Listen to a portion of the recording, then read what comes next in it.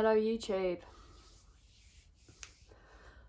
So I've made some TikTok videos talking about topical steroid withdrawal. I wanted to make a YouTube video because I want to raise as much awareness as possible across as many platforms as possible. And if you're anything like me, then if you think you're going through topical steroid withdrawal, you're going to be researching far and wide to find out what the hell is going on with your body right now and how you can get back to health again. So I'm going to talk about what my journey was like, because I just wanted some kind of timeline. When I was in the first month or two, I just wanted to know how long it was going to last, how it would affect me, how it affected other people, and I just wanted to know what was going to happen, basically. Everyone obviously hopes. I hoped that I would be one of the mild ones, but I actually turned out to be one of the more severe ones, I would say. It really, really affected my life. And it was very scary. It was a very scary thing to go through. So I guess we'll start at the beginning. So my steroid use, I started on hydrocortisone when I was about 6 or 7. Used that up until I was about 11 or 12 when they put me on Betnevate when I started in school. And then when I was around 18, they put me on Ellicon. I think it's the 3rd strength cream. And then I started getting face flare-ups, and so they put me on Protopic when I was around 23 to put on my face, because you're not supposed to put steroids on your face, or so they tell you. So I was using Protopic on my face for 1.5 years while using steroids on my body. And what I would do is come out of the shower when it was bad, or when I felt like my skin was quite bad. I'd come out of the shower and I'd use this moisturiser by Avene, and I would put a small, with the steroid cream, put about a pea-size amount of steroid on my fingers, and then put a generous amount of this moisturiser with the steroid cream, mix it up in my hands, and just put it all over my body, literally pretty much everywhere, because I thought I had eczema all over my body, so I was like, I just need to put this cream everywhere. And that's what the doctor told me to do. She said just put it everywhere that's affected, and everywhere was affected, so that's what I did. And then with the Protopic, I would literally less than a pea size, because this cream really scared me, because if you used Protopic before, you know that when you put it on for the first few times, it really burns. It's really horrible feeling. It really burns your skin. And so I was literally using half a pea size, mixing it with my face moisturiser or whatever cream I was using. Actually, I think it was a smaller version of one of these Avene creams. Putting that all over my face, mainly around here, which is my worst affected area. So that's what I would do, and I would do that for probably 5 days in a row, especially for the Protopic, because that's what she told me to do, once a day, for 5 days in a row, at night, and then until symptoms go away, and if they come back, just start the process all over again. So that's what I did. So I started thinking that something wasn't right, and actually, if we take it all the way back to 2018, 2019, I think, I started to get really red, blotchy face, which I'll insert some pictures of here. So really red, blotchy face, and this is where I started to feel like something wasn't right. It was really swollen. It was swollen. It was sensitive to the touch. If I pressed on it, like a liquid would come out of the skin, like it would be damp. And I was very worried by this. I don't know what the hell was going on. I knew my skin was a bit of a nightmare, but I just thought, oh, it's just another thing to add to the list. So I went to the dermatologist, who then gave me Protopic, and that's when I started using Protopic. So 1.5 years into using Protopic, I just moved to London, and my skin started to do the swelling again. And I ended up I kept getting little bumpy rashes, which the doctor told me was shingles. I had it in my neck here, and then I was putting some creams on it that made it go, and then it went away. And then I got it around my ear here, again, put creams in it, and then it went away. And then I got it here on my face. But then I started to get this red ring around the bumps.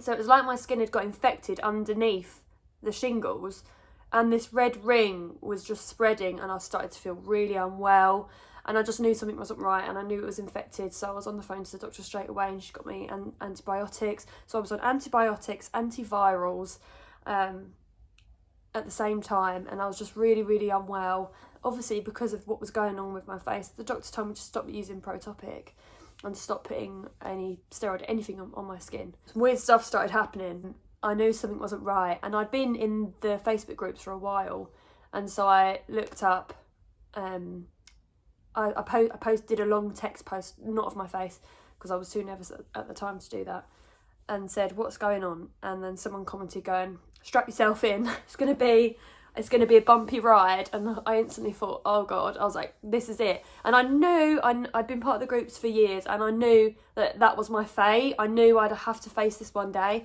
But obviously you just put it off for as long as possible, because no one, who wants to go through this? Obviously no one. And then that was the day I found Eden on YouTube, and I saw that she was doing no moisture treatment, which apparently was a quicker way of getting through it. And I watched all of her videos religiously, and then I decided that this was the way for me too. I wanted to get through it as quickly as possible. Quick and painful, absolutely fine, I can deal with pain. So that's what I chose to do, no moisture treatment. So I stopped moisturising, I stopped putting anything on my skin. I was showering once every few days initially, and then eventually it went down to like once a week or once every 2 weeks when I was really bad. So for the first month, let's go through some photos. We'll go month by month. The first month I wasn't too bad in the first month. The cycles were quite short, about 2 weeks at a time. My face ballooned up, it swelled. I had edema in my face, which is a symptom of swelling. A lot of people get it in their feet and on their legs. I had it on my face, and so I had this moon face for a few days, weeks actually. So I would lay down and the liquid would seep out of my skin at night, and then it would solidify over the day, and it would go all scabby and dry. So that was the first phase of things, the swelling and then the weeping. Month 2 was really starting to get dry and flaky now. Really started to come to terms with the fact that this was going to go on for a while, because of the first month I was for some reason really hopeful I'd be through it in 3 months. And in month 2 I was still hopeful of that. And I think I went home for the first time in month 2 because it started to come. I couldn't do basic things myself anymore. Everything started to get really painful. I remember we went out for a walk, and I managed to get to the park. We were planning on going for a long walk, and we got to the park and I couldn't do a long walk, so we had to turn back. I just needed to rest a lot. My body was just absolutely shattered with energy. I had no energy at all, and my adrenals must have been going absolutely crazy at this point. Month 3, again, I think I spent a lot of time at home during this month. I think I had my first week off work as well with it. This was when it got quite scary in month 3, because month 3 I was thinking, I'd read through NMT that you're supposed to get through the worst of it in 3 months, but month 3 I was still feeling like I was getting a lot worse. And it was scary because every day was different. I didn't know what I would wake up with. I didn't know what to expect. Everything was starting to become very sensitive. I couldn't wear any type of acrylic or polyester clothing. It had to be cotton clothing. And everything started to get very, very sore at this point. My arms were very, very sore. The moisture was basically just getting sucked out of me, and I was red all over. I had the red sleeves, I had the red chest, lots of general redness and dryness. And that led into month 4. Month 4 was definitely my worst month. This was the peak. Month 4 is when this photo was taken, which is the photo that the Daily Mail had on their on the front of the article.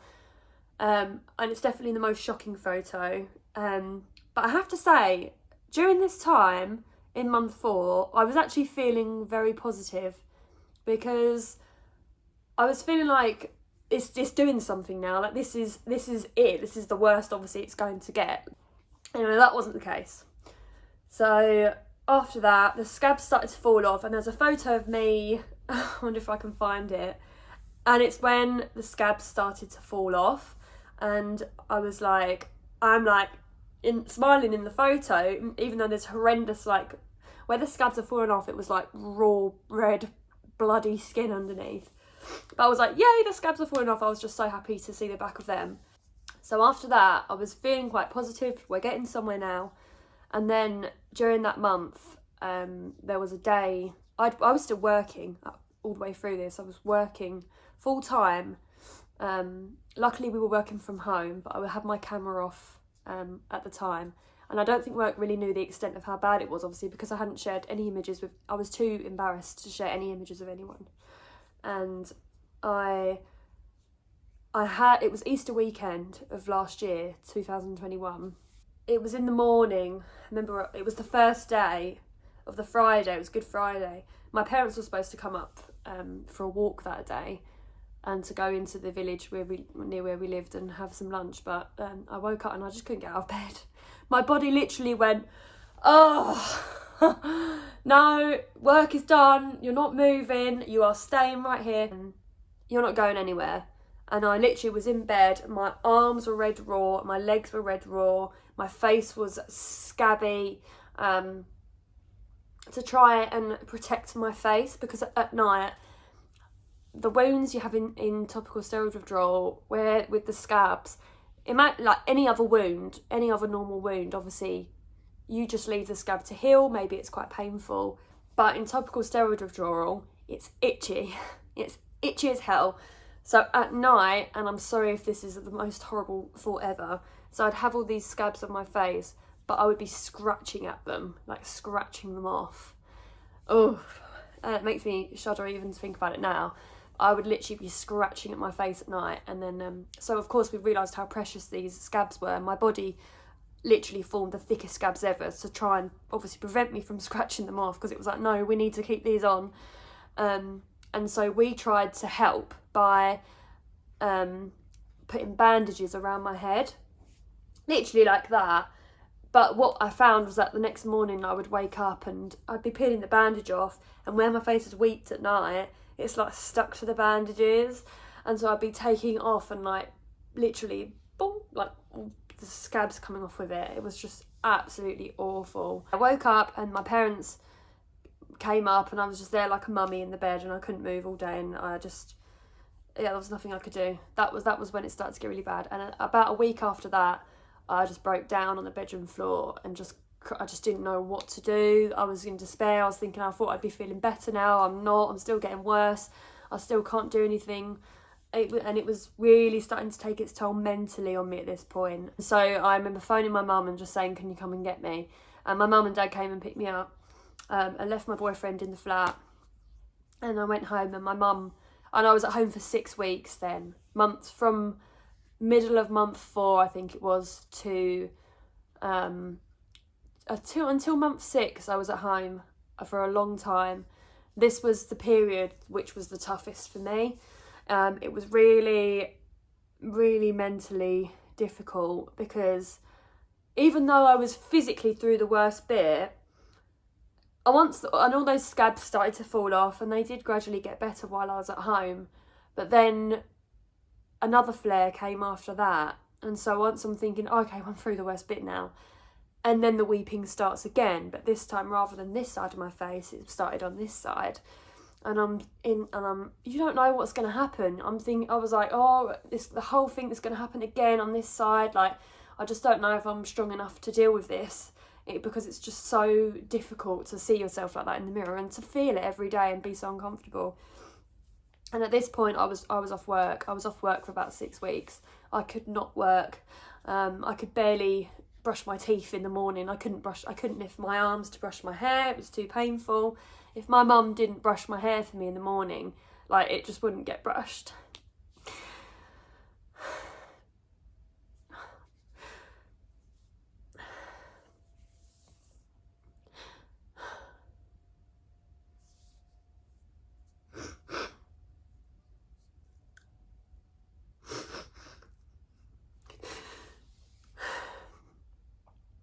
I really want to relive this, because it's important for everyone to know what it's like, what it makes you go through.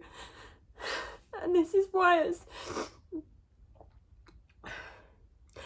why I put all those horrible photos, and I was so scared to put those kind of photos out, because of how people would perceive me. And obviously you have your identity of who you are and what you do, what the things that you like. And going through this just completely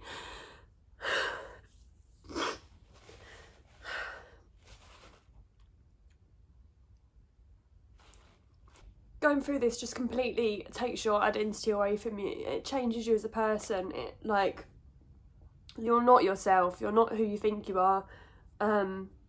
You're just ill. There's nothing, you don't look like yourself anymore. You can't do the things that you like doing. All you can do is just exist.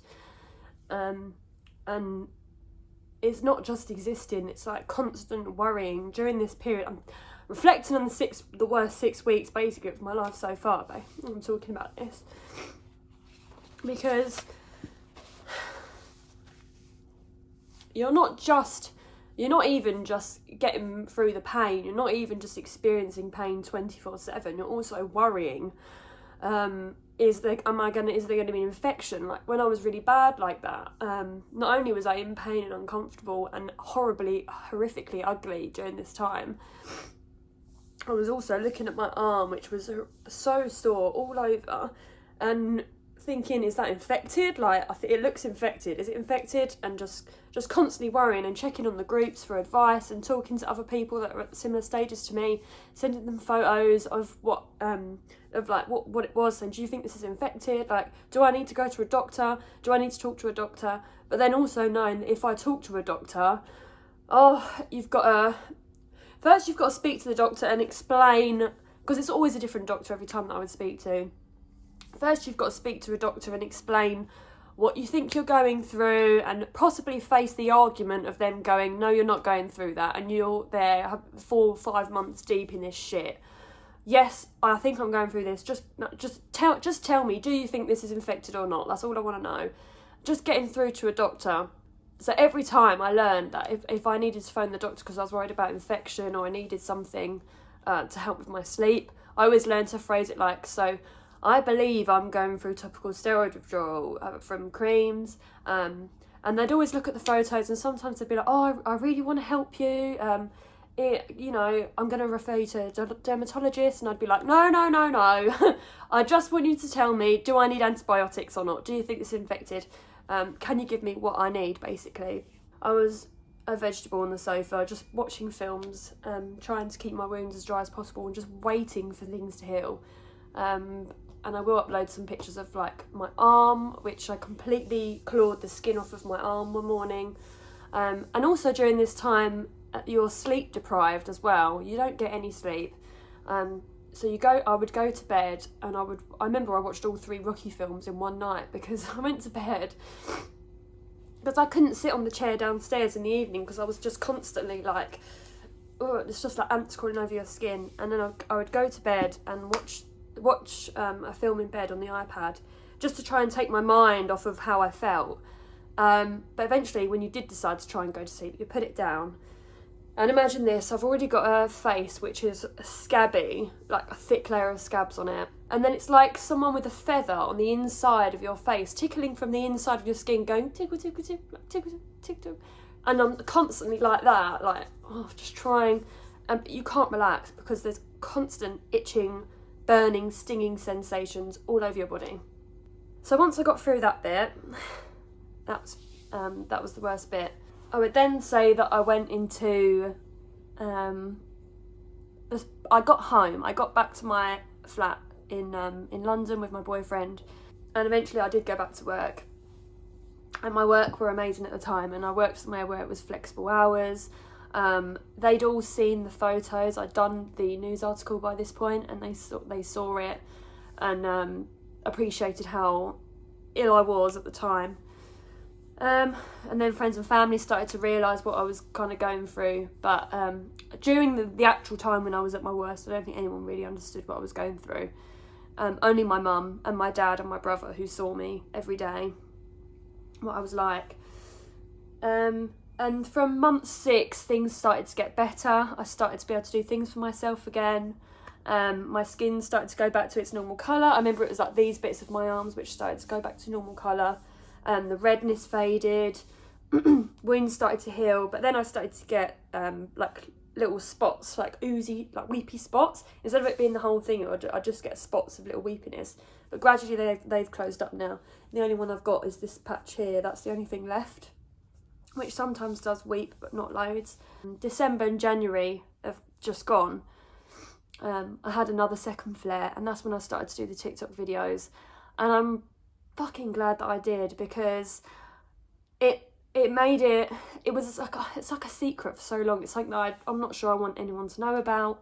But when I started to get really bad again, I just thought, you know what, let's just have a laugh about this at this point. Like, it's just, at this point, I'm losing my mind. Like, I'm absolutely losing my mind. And it kind of gave me a motivation then after that, because every day if I'd wake up and my skin would be worse, it almost was like, this is good, it's good that it's bad today, because I can do a video and show everyone. And I just got this newfound confidence of like, let's show everyone what this is like, because people need to know. And I know it's scary, and I remember I was terrified. I was watching this video of some girl on YouTube, I can't remember her name, but she was healed in about a year pretty much in the video. And I was in month 2 when I was watching this video, and she was saying that months 3 to 4 were her worst months. And at the time I was horrified, because I was like, I thought I was going to be through this in 3 months, and she's saying that month 3 and 4 were her worst. And it was terrifying. It was so scary. But once I'd committed and got 2 weeks, 3 weeks, 4 weeks, a month in, there was no going back for me after that. I was never going to go back to steroids. The only way was forward. I thought, I haven't been through weeks of suffering just to make it all for nothing and go back to steroids now. Like, I'm going through this. And the possibility of health and life without constant moisturising and steroid creams, a life where if we need to evacuate the planet or there's a zombie apocalypse and I can't access my steroid cream, I'm going to be okay. That is the life that I want. And all of this suffering, no matter how long it is, if it's 2-3 years, if for the rest of my life I don't suffer with full body eczema and sensitive skin and random allergies and no skin barrier, then it's worth it. It's so worth it. And that is what keeps me going. And I'm getting there, because now I'm 13, nearly 14 months in now. Yeah, 13. I'm 13, 14 months. Maths is terrible. About 14 months-ish. And I'm getting there, and this year I'm going to be able to go out, I'm going to be able to go to festivals, I can go into work whenever I want, and I can wear clothes that aren't 100% cotton. And I'm having flare-ups still, and I'm still having little problem areas like that are new, like under my chin here, this patch here, this side is completely healed up, pretty much. I did have a horrible patch on my face here, which I'll insert a photo of maybe. When I started to get better after month 6, I developed this patch on my face, and that's when I stopped doing no moisture treatment, because I ended up putting Sudocrem on it, and Sudocrem helped to get rid of it, and I just needed it gone because it was battering me mentally, knowing that I had this big bloody patch on my face. So that was another nice thing. If you are watching this and you think that you might be suffering with topical steroid withdrawal, or you're worried about it because you're using steroids at the moment, just do loads and loads of research. Don't stop learning about it. If the steroids are working for you and you're not finding that you need to use them regularly to keep your skin looking okay, then it's probably fine. But if you're wanting a life without steroids, give them up maybe and see if you can go without them. Topical steroid withdrawal is a very, very tough journey. And if you need support for it, join the Facebook groups, the ITSAN Topical Steroid Withdrawal Facebook group, and there's another one as well. There's also a no moisture treatment group on Facebook. There's a few of us on TikTok, which are like a little community of amazing people that are all going through the same thing. We know how tough this is. We know how difficult it is. And this is exactly what I'm trying to do. I'm just simply trying to raise awareness of this condition and how harmful it is, and just to stop other people from going through it. It's so preventable. If the doctors know more about this condition and are educated on it. I was only ever told that steroids can thin the skin. That was the threat. They might thin your skin, okay? Never in my wildest dreams, never in my wildest hell dreams did I imagine that it would take away 2 to 3 years of my life and fill those years with suffering. Because if the doctor had told me you need to be very careful using these creams and don't use them for a period longer than 2 weeks because it can send you into withdrawal, it's not pretty, you don't want that, do some research on it for yourself. I would have been so much more careful using the creams. But when you're sent away with a massive tube of Elicon and the doctor's like, yeah, just put it on wherever it's affected for this amount of time, and then if it comes back, just do it again. Obviously, that's exactly what I'm going to do, because I want nice skin, I want an easy life, and I don't want to be worrying about eczema. But I wonder if when I come out of this, I will even have eczema. I wonder if I'll have perfect skin. I hope I will. I hope I will. But yeah, I just wanted to do a YouTube video about it, a bit of a longer one with a bit more explanation. And it's hard to think back on, and it's traumatising to think back on, but it's totally worth it. Because if someone sees this video and their doctor is suggesting that they put steroids on their baby, or they're about to be stepped up to a stronger steroid, perhaps just take a second to think, do I need this stronger steroid, or could I look into possible allergies or intolerances that are causing my skin to be this bad? Is it my diet I can look into? Should I be exercising more? There's so many different things and reasons why your skin can get bad, and doctors just want to give you a steroid cream to get rid of the symptom, but the symptom will come back if the original problem persists. And I wish that's what someone had told me. So thank you for watching. Sorry for getting emotional, but it's a very emotional subject.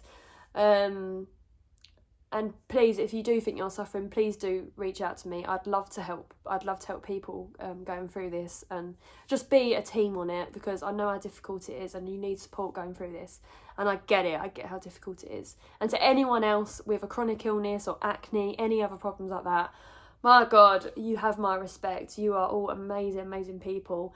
And we are incredible to be able to go through this as human beings and come out the other side. I'm telling myself this is a character building experience, and it certainly has been. So thank you for watching, guys. Yeah, have a good day.